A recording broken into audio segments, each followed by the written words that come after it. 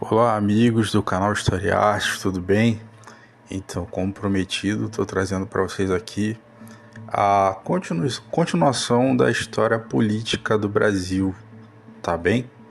Agora falando de ditadura militar, falamos sobre a República Populista, né, também conhecido como populismo. Tivemos algumas partes soltas, né, não literalmente ligadas a essa história, mas também fazem parte da história política, que foi a Era Vargas, que foi logo antes da história do populismo. Até comentei isso no podcast sobre populismo, né? E agora eu vou falar para vocês sobre a ditadura militar. Basicamente, gente, assim, como é muito conteúdo, eu vou me basear numa apostila que eu criei para os meus alunos do pré-ENEM, tá bem? Eu vou tentar resumir o que eu fiz para eles na pré-ENEM 2021, 2022. E eu vou ler, literalmente ler algumas partes e vou estar falando assim, com palavras minhas, o que aconteceu durante esse período do regime militar, que durou de 1964 até o ano de 1985, o ano que eu nasci, literalmente, o ano que eu nasci. Também conhecido como geração Coca-Cola, né? A geração de 1985. Então vamos lá. Eu vou estar literalmente lendo algumas partes e vou estar tentando fazer alguns breves comentários. Esse áudio provavelmente será um pouco maior, né? Esse podcast. Mas é legal aí para quem vai fazer Enem novamente ou algum outro concurso, ou até mesmo criar algum TCC. Pode ser uma temática interessante. Tá bom, galera? Vamos lá. Ou para algum professor, algum colega que venha precisar dar alguma aula, se esse material ajudar, tá bom? Eu fico feliz em poder estar ajudando.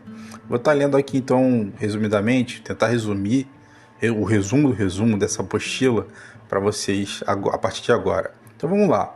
A ditadura militar no Brasil foi um regime autoritário que teve início no golpe militar de 31 de março de 1964. Como?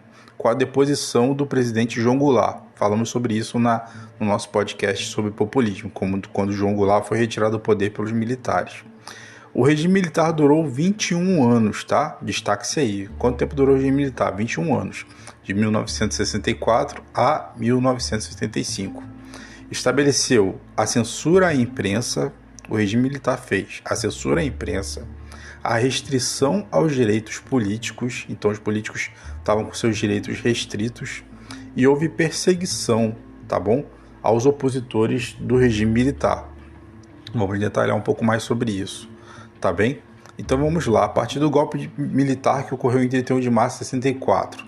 O golpe militar de 31 de março de 64 tinha como objetivo evitar os avanços populares de João Goulart. João Goulart estava com alguns projetos que ficaram conhecidos como reformas de base naquela época. E também houve um outro fator. Acreditava-se, como eu comentei no podcast sobre reforma populista, né? A República Populista, onde Goulart foi o último presidente do período democrático daquela época, que Goulart era comunista. Goulart ele esteve na China, né? Fazendo uma representação lá na China, na vice-presidência, como vice-presidente. Jânio Quadros era o presidente na época, e calhou que ele não deu sequência ao Goulart. Ele não conseguiu tomar a posse da presidência naquela época. Então, posteriormente ele conseguiu tomar a posse, posteriormente ao retorno dele, mas houve esse golpe, e aqui a gente vamos dar sequência contando essa questão que eu acabei de comentar. O Jânio Quadros renunciou à presidência, ele ficou mais ou menos um ano. Em 25 de agosto de 61 ele saiu, o conhecido Vassourinha, né? E o Congresso Nacional impulsou temporariamente o deputado Ranieri Mazzilli. Ele ficou como o vice-presidente se encontrava em viagem na China, que no caso era o Goulart. Enquanto João Goulart iniciava sua viagem de volta, os militares expediram um veto à posse de Jango, pois sustentavam que ele defendia ideias de esquerda, ou seja, ideias liberalistas. E o impedimento violava a Constituição brasileira da época, tá bem? Houveram várias manifestações com relação a isso, e devido a isso, houveram emendas constitucionais estabelecendo um regime parlamentarista. Então acreditem, nós tivemos parlamentarismo no Brasil, ou seja, um representante do governo no Brasil que não necessariamente era o presidente, era um primeiro-ministro. Tivemos por um período um parlamentarismo no Brasil. E Goulart seria presidente, mas teríamos um representante à frente do presidente.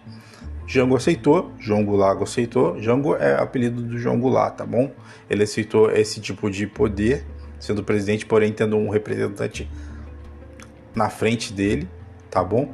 E ele ficou presidente, mas tendo um representante com parlamentarismo no lugar dele, tá bem? Isso durou até 1963, houve um plebiscito, ou seja, o povo foi ouvido, e acabou-se o parlamentarismo no Brasil, chamado de parlamentarista republicano, período parlamentarista republicano. Então, em 64, Jango resolve lançar o que eu comentei agora, reformas de base, ainda há pouco, né? As reformas de base para mudar o país.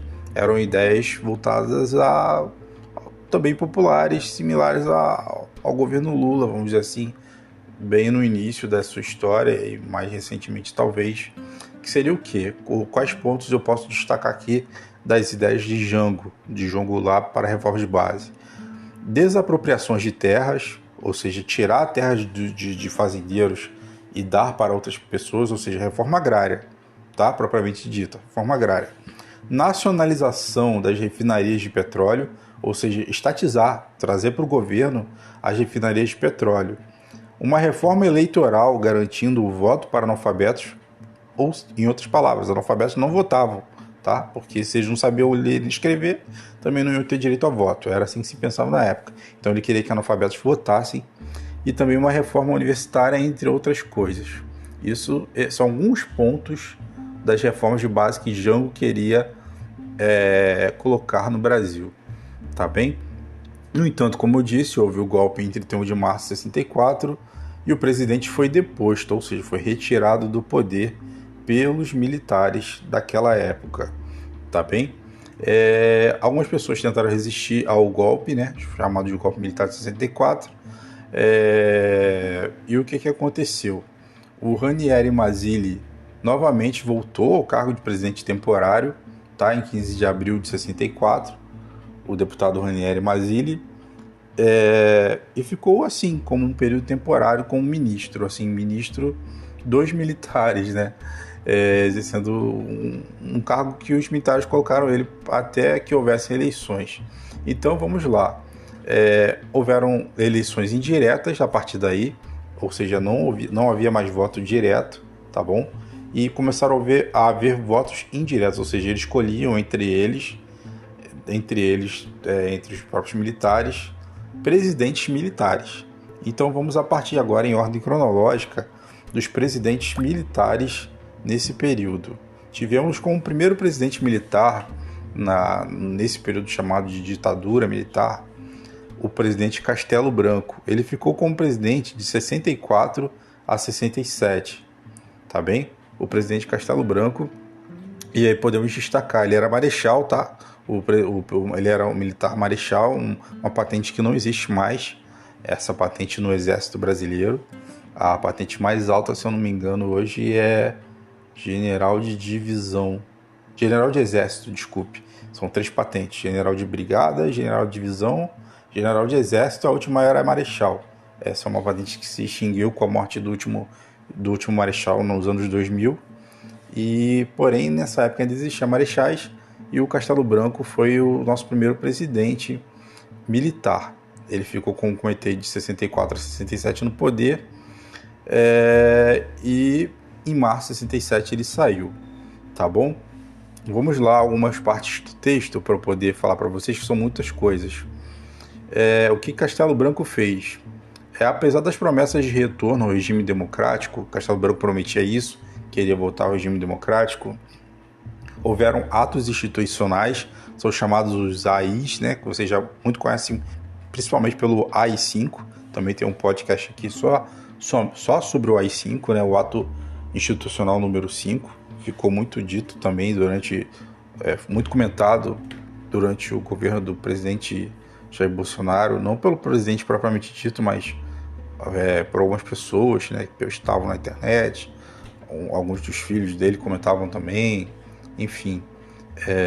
E foi um período complicado, o AI-5 propriamente dito, criado pelos militares. Então, aí começaram esses períodos, os atos institucionais, a partir do Castelo Branco, presidente Castelo Branco. Então, o que houve com esses atos institucionais? Ele fechou associações civis, proibiu greves, interveio em sindicatos, cassou mandatos políticos por 10 anos, inclusive o do presidente Juscelino Kubitschek também foi cassado, tá bem? As Forças Armadas, lideradas pelo general Costa e Silva, não tinham interesse no papel moderador, então eles não... na época o general Costa e Silva estava à frente do poder das Forças Armadas, mas não quis se meter nisso, deixou rolar a situação, tá bem? Mas houveram repressões com relação à esquerda, que começou a se levantar contra isso, né, hoje conhecido como esquerda, né, naquela época também, ou seja, o grupo mais liberal, e os militares consideraram que eles eram terroristas, tá? As atitudes deles. Realmente houveram atitudes mais agressivas, porque a esquerda começou a visualizar que não conseguiriam, pelo diálogo, resolver a questão, e começaram realmente a terem grupos armados, tá? Então foi complicado e houve uma sanguinolência de ambos os lados. Como eu disse, a gente tem sempre que mostrar os dois lados da moeda. Então morreram pessoas militares, desde militares a não militares, mas assim, o número de civis que morreram e desapareceram, ou seja, nunca apareceram até os dias de hoje, é razoável, tá bem? Existe o filme aí, Zuzu Anjo, já vou adiantando um dos comentários, que conta a história do filho dela que desapareceu nesse período. O Zuzu Anjo, que era uma estilista, se eu não estou enganado, e ela começou a lutar sobre essa questão. Tem até o túnel aqui no Rio de Janeiro chamado Túnel Zuzu Anjo, e em homenagem a ela, né? E, enfim, ela teve uma morte, se eu não me engano, de acidente de carro. Até hoje acham muito estranho, como se fosse um homicídio, justamente por isso, né? Porque ela lutava para saber essa questão de o que ocorreu com o filho dela e também os demais desaparecidos durante o regime militar, porque ela lutou contra isso no regime militar, tá bom? Da década de 60. O que acontece? O Costa e Silva, ele fazia parte de um grupo que ficou conhecido como Linha Dura. Então, assim, eles literalmente lutavam e tratavam essas pessoas que eram contra o regime militar de forma mais agressiva. Depois ele começou a agir dessa forma juntamente com outros militares. Castelo Branco, que era um cara mais tranquilo, um pouco mais tranquilo, apesar dos atos institucionais, ele foi pressionado a passar a faixa presidencial para o próprio Arthur da Costa e Silva, que vem a ser o nome da nossa ponte Rio-Niterói. Para quem não sabe, o nome da ponte Rio-Niterói é em homenagem ao presidente Costa e Silva, que é uma obra militar, tá bem? Para quem não sabe, a ponte Rio-Niterói foi construída pelos militares, pela engenharia militar da época. Ou seja, uma boa obra, está aí até hoje, né? Mas, enfim, vamos continuar aqui com relação à questão aqui. Então, Costa e Silva se tornou presidente, tá bem? E isso foi organizado pelo senador Daniel Krieger e o movimento contra o endurecimento do regime.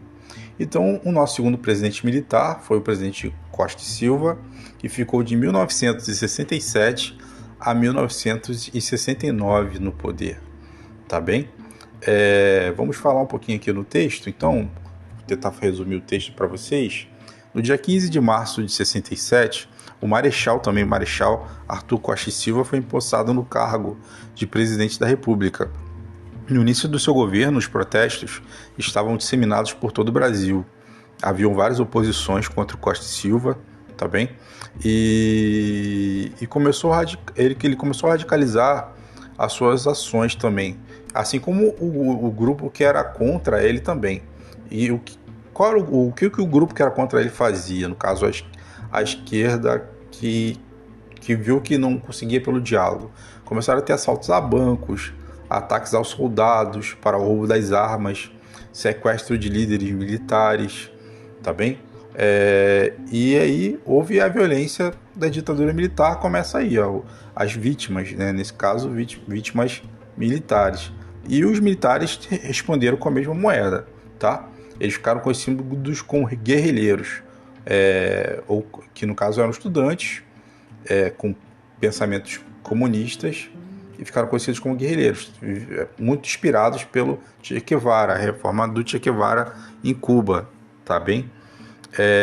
Como consequência disso, as liberdades individuais no governo do Costa e Silva foram suprimidas, e o país ele entrou numa radicalização entre militares e a oposição, ou seja, as pessoas que eram contra o governo militar.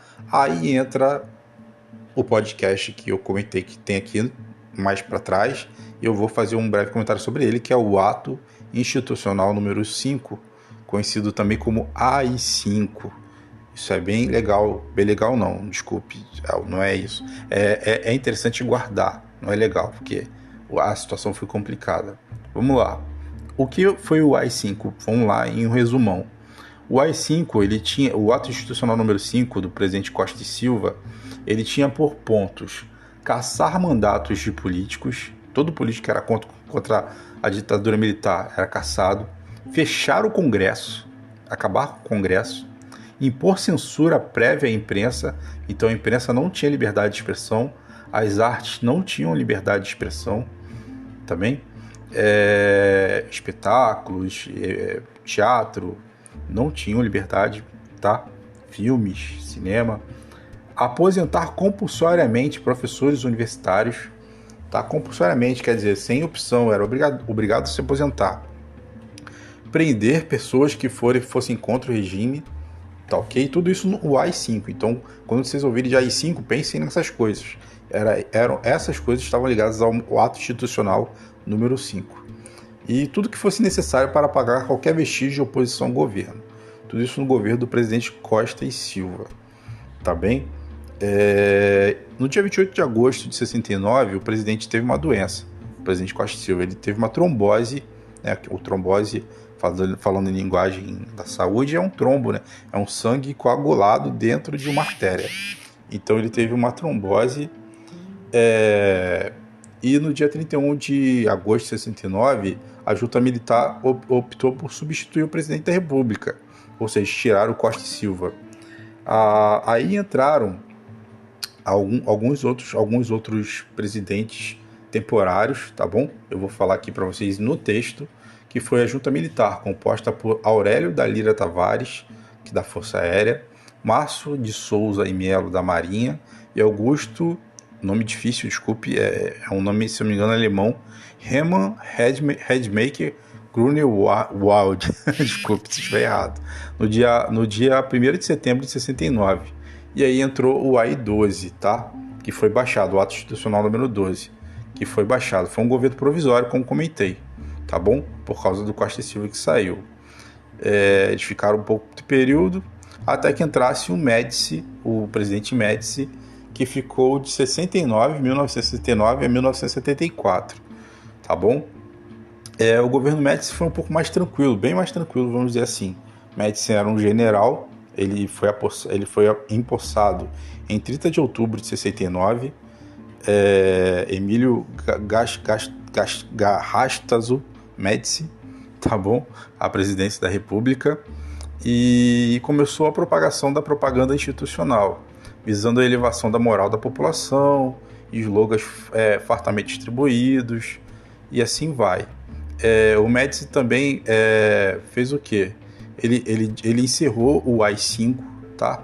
Ele encerrou o ato institucional número 5, não cassou mais nenhum mandato político nos seus 4 anos e meio de mandato, tá bom? Ou seja, ele começou a fazer a abertura do Brasil aos poucos, tá bom? E posteriormente, seguindo a história, a gente já está com o áudio um pouco longo, entrou o próximo presidente, na sequência, após o final do governo do Médici, que foi em 74, e entramos ainda em 74 com o governo de Geisel, o presidente Geisel, e a abertura política, propriamente a abertura política, de 74 a 79.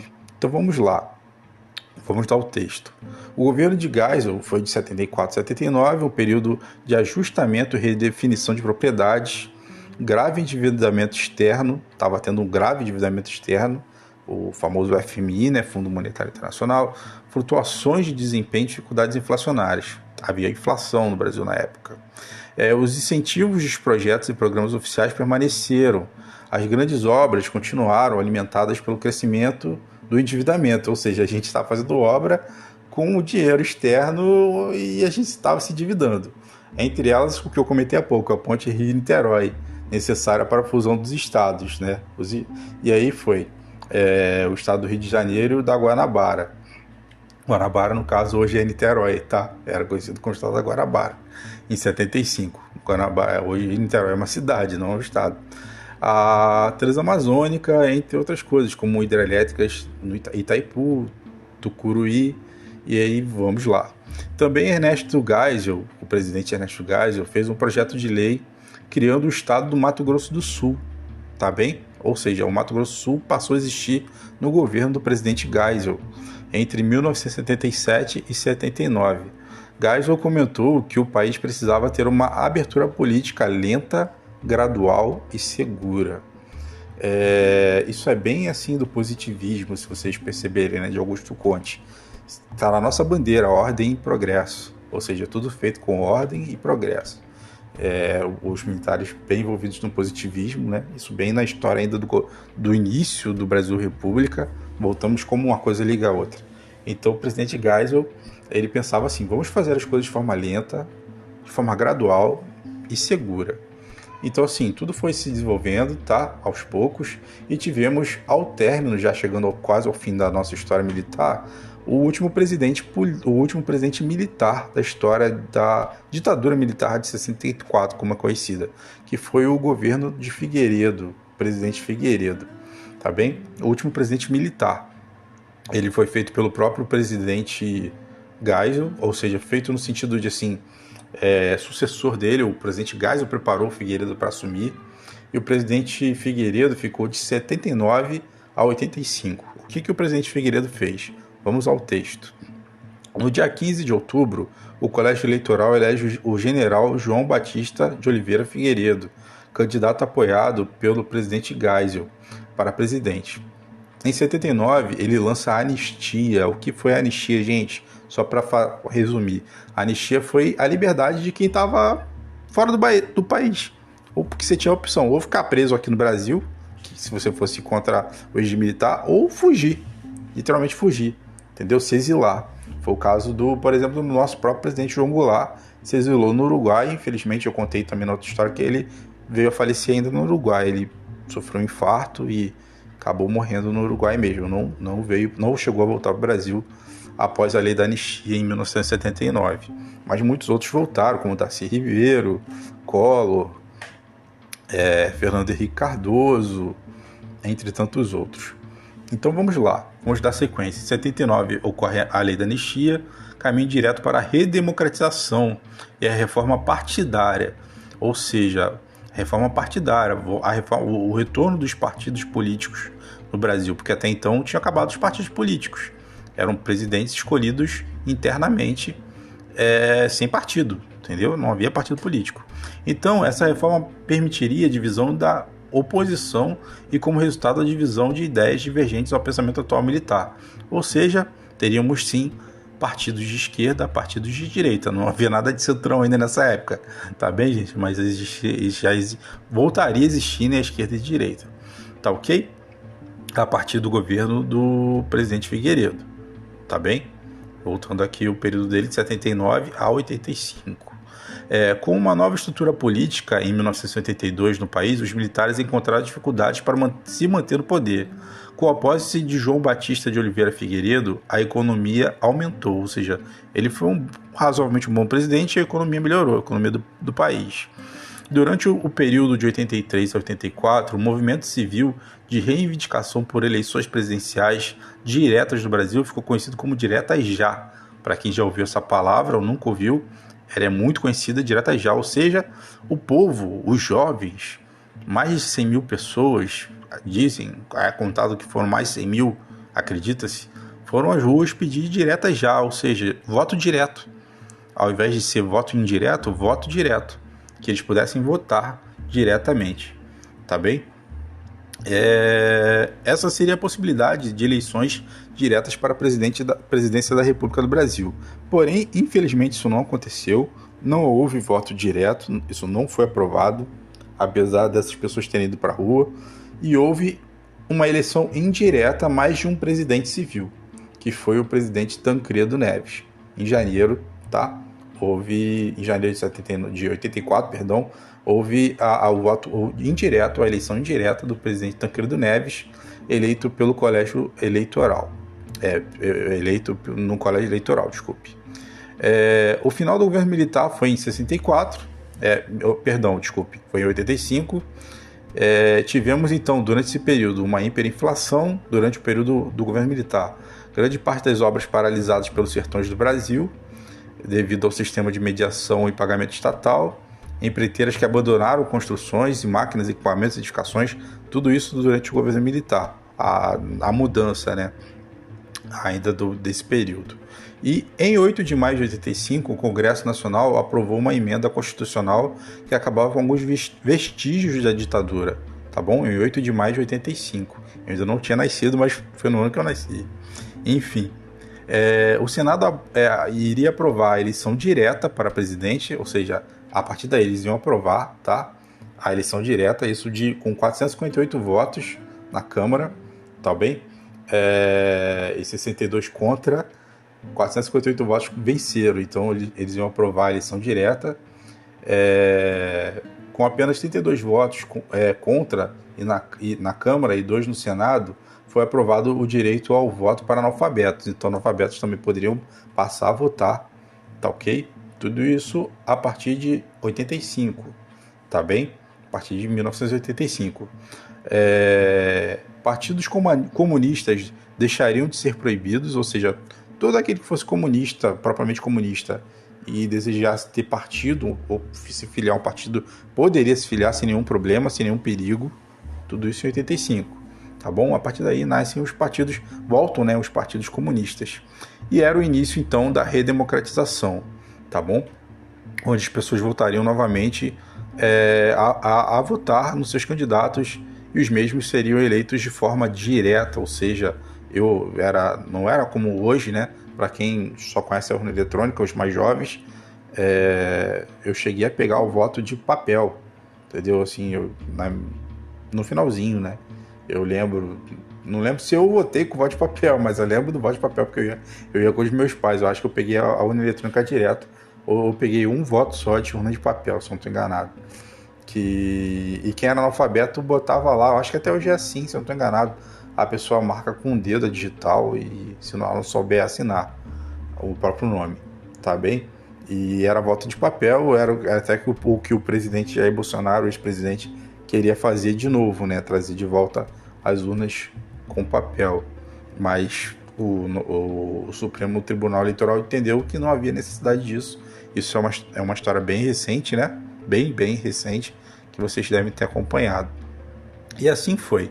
Tivemos o Tancredo Neves eleito, porém tem sequência essa história, que já é redemocratização, e aí eu vou dar sequência depois, no próximo podcast, esse agora já com quase 30 minutos, e vamos falar o que aconteceu a partir daí, de Tancredo Neves em diante, e a gente fecha no próximo podcast a história política do Brasil. Tá bem, gente? Peço desculpas pela demora na gravação desse podcast, né? Levamos mais de um mês para falarmos sobre ele. Deixo aqui algumas indicações para vocês, para quem quiser saber mais sobre a ditadura militar do Brasil. Eu precisei anotar, porque são muitas coisas. Algumas músicas, como Cálice, interpretado por Chico Buarque e Milton Nascimento. Tá bom? Cálice é o nome da música. Pode ir no YouTube que tem lá. Eles vão cantar a situação que eles estavam vivendo naquela época. Como Nossos Pais, interpretado por Elis Regina. Muito boa também. Alegria, de Caetano Veloso. Eu não anotei aqui, mas vale a pena assistir. Se eu não me engano, está disponível no Globoplay. E vocês podem ver partes no YouTube. Anos Rebeldes, que conta a história daquela época, produzida pela Globo. A história daquela época, dos jovens daquela época. Tá? Por isso que o nome é Anos Rebeldes. Muito bom. E leva a música do Caetano Veloso, essa música aqui, Alegria, Alegria. Eu lembro que eu era criança, mas eu assistia essa série, uma minissérie, né? E ela chegou a ser repassada, é muito interessante. Tem outras novelas também com relação a essas histórias, e filmes também, que eu não anotei todas. Boris Fausto, o saudoso professor de histórias Boris Fausto, ele tem uma série de documentários disponíveis no YouTube, tá? Vocês podem ver de graça, produzidos pela TV Escola, e tem um deles chamado Ditadura Militar. Então vale muito, muito a pena assistir o documentário do professor Boris Fausto, aproximadamente 28 minutos, 29 minutos, sobre ditadura militar. E também deixo para vocês aqui, como eu li para vocês aqui uma parte da minha apostila, né?